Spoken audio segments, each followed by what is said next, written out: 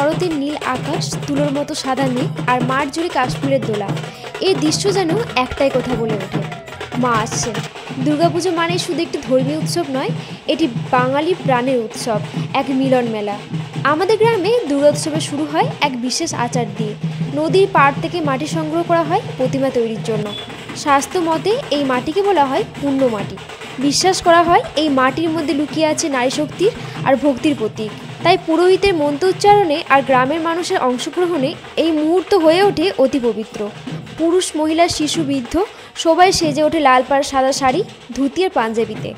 এ যেন শুধু আচার নয়, এ এক মিলন।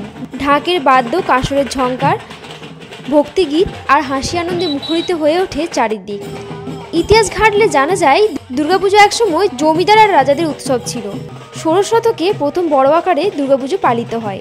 পরে বারোয়ারি পুজোর মাধ্যমে সাধারণ মানুষ এই উৎসবে সামিল হয়। আজ দুর্গাপুজো শুধুই পুজো নয়, এ আমাদের সংস্কৃতি, ঐতিহ্য আর একতার প্রতীক। দুর্গাপুজো মানেই আলো আর অন্ধকারের লড়াইয়ে শুভর জয়। নদীর পাড় থেকে সংগৃহীত মাটি দিয়ে গড়া প্রতিমা শুধু দেবীর রূপ নয়, সেখানে লুকিয়ে থাকে আমাদের আশা, আমাদের স্বপ্ন আর আমাদের ভক্তি।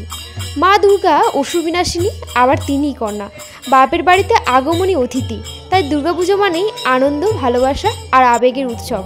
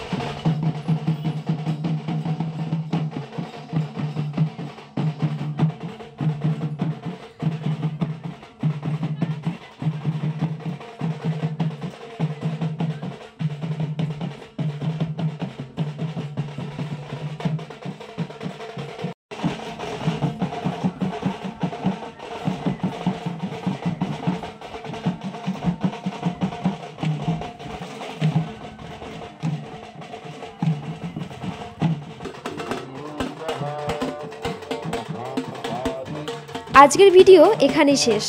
দেখা হচ্ছে নেক্সট ভিডিওয়। ভিডিওটি ভালো লাগলে অবশ্যই একটি লাইক করবেন আর কমেন্ট করতে ভুলবেন না কে কোথা থেকে দেখছেন। দেখা হচ্ছে নেক্সট ভিডিওয়। Tata, bye by.